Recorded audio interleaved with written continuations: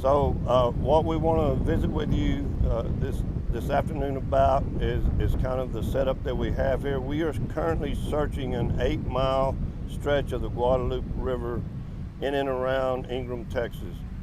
We have 300 personnel on the ground here with the operation of the 8 miles that we are searching. We are encountering tremendous debris problems in the river. We have a lot of heavy equipment. We have ground crews that are going in by hand and searching and trying to see what we can do from a recovery standpoint. I would tell you our hearts and prayers go out to the families of those affected by this tragedy, and I'm saying tragedy at the highest level that you can get, and that we are here for them. Our number one goal in this operation is to find the loved ones that are missing. We are working diligently every day, and the issues that we face are treacherous conditions. We have first responders. To talk a little bit about the first responders, I would tell you to pat one on the back at some point. Tell them thank you, because this is tough going. It's a tough situation. It's a tragedy beyond imagination for those in this area and all of the ones up and down the river. So we're going to talk a little bit this afternoon from the law enforcement part of it, and then as well as our actual operations on the river. Again, thank you for being here, and God bless everybody. Sheriff. Good afternoon. My name's Sheriff Charles Stewart, S-T-E-W-A-R-T. I'm the Andrews County Sheriff. I'm down here on behalf of law enforcement and helping them out with the security up here and trying to get stuff going. What we're really iterating right now for the public is this whole area, the whole 8-mile stretch, is a no-fly zone for drones. In other words, if you've got a drone and you're trying to fly it around to look, you need to bring it down, because right now FAA has this airspace shut down for drones. I have to reiterate that. The other thing is we have a lot of volunteers just showing up on the river to help. We need them to check in here at the fire station and get a tag to show up down at the river. They will assign them a spot to go to. Just showing up down here, we don't know you're on the river. We might have already checked that place, and that's just a waste of resources to where we can put them somewhere they can go. When they do that, it makes it a lot easier. If something happened out here on the river, if we had another big rain, we had another big flood come through here, those volunteers, if they go down there and they hadn't checked in, we don't know they're on the river. That's the biggest thing. We check in, we check out, we have a roster for everybody that we have working right now. As far as media goes, if any media is looking to get shots and anything like that, if they will contact us up at the blue tent up there at the fire station, they will have a police escort, and we will take them to spots where they can film on the river. They will get every shot they want to get, but there are certain places we cannot go. We're very respectful of all the families that we're trying to protect out there, where we are looking for their loved ones. If we find someone and we're trying to rescue them, we do not need media cameras there, because we don't know what we've got there. And we want to respect the families, and we want to make sure that we take care of them first. We're here for them, not for anybody else. That's about it on the law enforcement end of it. Like I said, anybody wanting to volunteer, please check in first. Do not go down on the river. Thank you. Good afternoon. My name is Reagan Rabke, R-A-B-K-E. I'm the fire marshal for the city of Fredericksburg, and I'm assigned as operations chief here at this incident.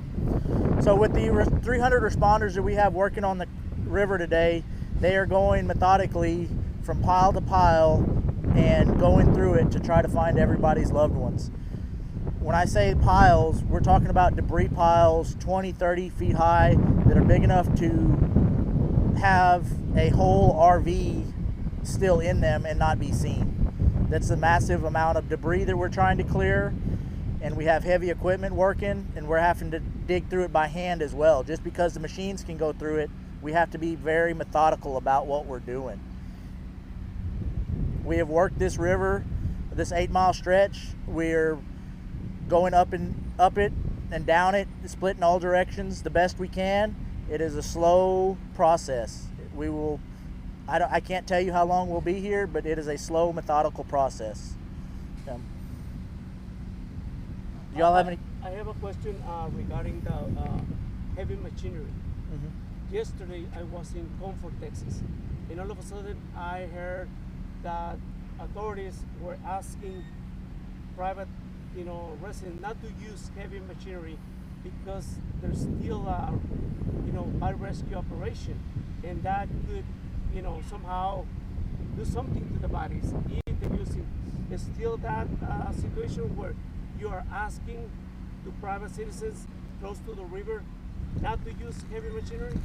So what we're asking people to do is, if the pile of debris has been gone through, it is okay. We need to have a professional group come through and make sure there is no body part in this pile of rubble debris to do it. There's some of the trees in there that we cannot move by hand, even if we saw them up. They are so large, so we have to use heavy machinery. And that's why you're asking to be careful or sensitive? As long as the pile has been gone through by public safety officials, they can go through it and remove it. However, if it is not, it needs to be left alone until we can go through it. Can you talk about how quickly the time frame is normally between when you request a boat ready to be sent out and when it actually is sent out? Ma'am, I do not have any information on that. Like I said, I'm from Fredericksburg. I'm here helping with this department. I have not any information on that. Is anyone from Ingram Volunteer Fire Department available to speak to that? Chief, you want to speak to that? Right now, I would ask that if those questions come about, that you give us a little time. We are still grieving. They are still grieving. They have been working since July the 4th at around 2 a.m. around the clock to try to take care of this situation. We don't have the answer to that right now, and I would just ask that you please pray for those first responders and everybody that's down there right now. We have ran into rattlesnakes. We have a lot of danger that is down on the river right now. How do you mark a spot that's been checked? We have a system that we have in place where once an area is searched, we mark it either with flagging or with paint. And you said you have an 8-mile stretch. If the river's a lot longer than that, everybody takes over at a certain point. Yes. So if you move down the river from where the flood started, each area has a search crew all the way down to the Canyon Lake. I found some people in Comfort, Texas at river level. And some of them came from McAllen, North Carolina, and those people, they need to check before they start, assisting authorities. Are you talking? Yeah, go ahead. Again, on that right there, yes, it would be best if they do check in, and it goes back to the safety factor. We have a set rules that we have. All of our searchers down there, they know that whenever they find something, there's a certain protocol. When they're looking, there's a certain protocol. There's certain ways of marking different piles. It is a process, and they've been briefed on that every morning on what to do. That way, if volunteers come in, that's why I reiterate they need to check in, because before they're assigned down there, they're going to go through every bit of that so that they can understand what they're doing when they get down there. Have you had any incidents relating to drones being flown by residents? We've had 3 today, and we've got all those down, and there's no issue. They took them down as soon as we went there, and we explained to them, and they left the area. Can you explain how the drones being used by people who are not first responders is impacting What some residents? I certainly can. What we have is, I do believe it was Tuesday. I days are kind of running together right now, but I think Tuesday we had a private drone run into a helicopter, and that's where our issues lie. We have people coming out here with their drones, and drones have to give way to anything like that. But we have military aircraft out here, Coast Guard aircraft, EPS aircraft, and all of them are flying very low around here. Every now and then you'll see them, and they're barely above treetop levels. And if we have drones coming around, all it's going to take is one of those drones and those prop blades, and that helicopter's coming down. You mentioned 3 incidents today with drones. What happened with It was just, all it was private citizens, I can't say local, private citizens. They had them, they started up, we found them, we approached them, we addressed it, and they went ahead and packed up and left. Can you say where the drone hit the helicopter or what part of it? I was not in that area. I think it just struck it on the side, but still, anything like that, the FAA is going to come in and they're going to shut down the airspace instantly. There's a fine for that too. Yes, there is. There is. They didn't get fined, did they? Those The 3 we got, no, but the other one, I think he's going to be paying a price. Is there a plan in place for this weekend in event of severe weather? Up there, they do have plans in place and protocol in place. You would have to get with them up there. Like I said, right now, with what the gentleman said, the Ingram Fire Department, they've been taxed pretty good. A lot of us came from a long ways away to volunteer for this, and we've been at it for 4 or 5 days. They've been at it since it started. And they've been working, 20 hours a day for the last 5 days. They're exhausted. So we're giving them a little bit of a break, and we'll take over, and whenever they're rested up, they'll be back out here. A lot of your questions that you've answered, we will note those, and we'll go in there and we'll get the information, and on the next conference we'll have the answers to those questions. Including code red questions, anything like that? Yeah, that is correct. That is correct. Coming in to help. We saw some immigration customs enforcement patrol people out here. Are they helping, or is that separate? No, they are helping with that, and they have different jobs in this search and rescue operation we have going on. We have Texas Department of Public Safety, we have Texas Department of Wildlife, we have Border Patrol, we have just about every state agency in the area, and all of them are actively searching right now. Sheriff, you are law enforcement. What's going to happen with people without documents in danger right now or trying to get some help? Should they approach you anyway without the fear of being processed to something else? Exactly. We're not here to throw anybody in jail. These volunteers, they're coming out here because they have a really big heart and they really want to serve and they want to help this community. We're just trying to do it the safest way we can. That way we keep them safe, we keep our other workers safe. There's a lot of heavy equipment out here. We're briefed on that. We had one accident Tuesday where a young man was struck by one of the skid loaders. Okay, and that's where we have to really watch these equipment.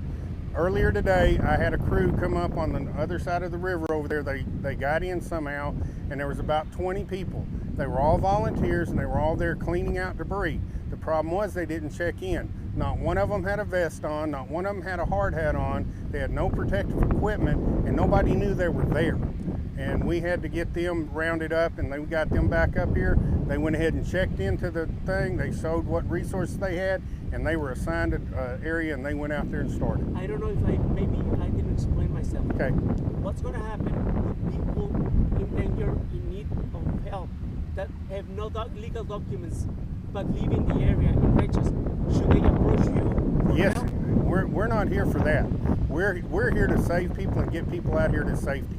That is a secondary thing that we are not worried about right now. Our main priority right now is saving lives. And then tomorrow, if a President Trump arrives, because of security concerns, everything is going to be stopped at some point until he leaves, or what's going to happen? We will not stop our efforts at all when he gets here. When he gets here, I'm sure he will have his own security detail. Our operations out there on that river will continue just like it is now.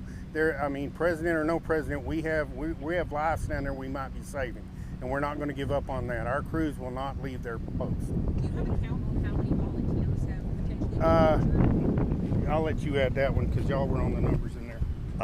I can tell you there's been a tremendous amount of volunteers who have showed up to help out over the last 6 days.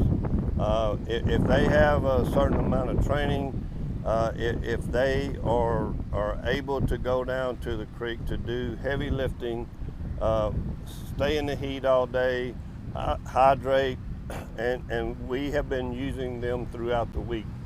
And so we thank each and every one who have come here to help our crews, because we can't do this alone. We don't have enough local resources to take care of this large of an operation, and it takes everybody. And I want to, from a donation standpoint, that's another avenue that people can help, and we've had a tremendous amount of people who have donated food, water, heavy equipment, chainsaws, you name it, they have brought it up here, ice chest, ice, and things of that nature that keep us as first responders going throughout the day. And so I can't say enough about the community. I can't say enough about the state of Texas. I can't say enough about the United States. All the people, we have 18 wheelers full of donated material that is showing up here on a daily basis. And it is awesome to see. It's awesome to know that they are thinking about our first responders here and taking care of this community and those that serve this community.